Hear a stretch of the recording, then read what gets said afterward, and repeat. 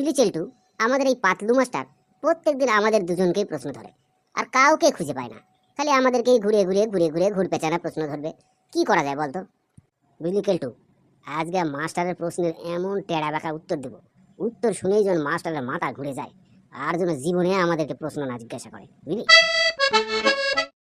চেল্টু, তুমি প্রথমে বলো, কুকুর আমাদের কি কি উপকার করে? স্যার, কুকুর যে কি উপকারী প্রাণী তা বলে বোঝা যাবে না স্যার। এই যে কয়দিন আগে পটলার দাদু রাস্তাতে হাঁটে যাচ্ছে।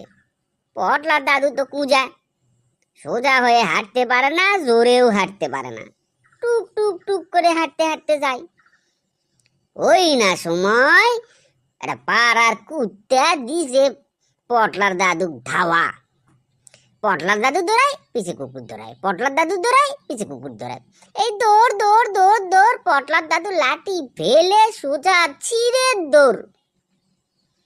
ও মা, পরের দিন দেখি পটলার দাদু লাঠি ফাটি কিচ্ছু নাই, সোজা হয়ে গটগট করে হাঁটে চলে যাচ্ছে।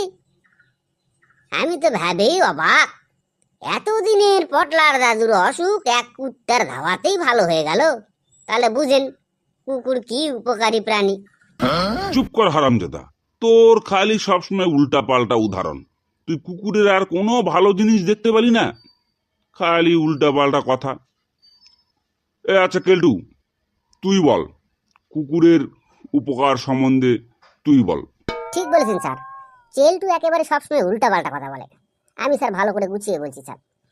এই যে স্যার, কুকুর ধরেন কিছু কুকুর বাড়িতে পোষে, এবার কিছু কুকুর রাস্তায় থাকে। এবার ধরে নেন রাস্তার কুকুর এই সামনে ভাদ্র মাসে আসতেছে। এই ভাদ্র মাসে ওরা রাস্তার মধ্যে একটা ছেলা কুকুর একটা মেয়া কুকুর এমন সুন্দরভাবে ব্যায়াম করে, তো অবলাজিব। ওরা ব্যায়াম করে সবাইকে দেখায় দেয় যে এইভাবে ব্যায়াম করতে হবে। ও মা, ব্যায়াম করার পর ওদের আবার দেখি মেয়া কুকুরটার বাচ্চা হয়।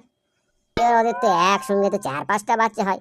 ওদের তো আমরা দুজনের দুধ আমরা পাই না, বাচ্চাগুলাই খাই। কিন্তু দুধ পাই পাই না পাই স্যার, কিন্তু এই যে এত সুন্দর এই রোগ জীবাণুর যুগে ব্যায়াম শিখায়, এটা কি কম কথা? চুপ কর হারামজাদা, তোরা দুজনকে জুতা পিটা করে ক্লাস থেকে তাড়াবো। হ্যাঁ, কি পাজি! কান ধরে দাঁড়া, কান ধরে ক্লাসে দাঁড়ায় থাক।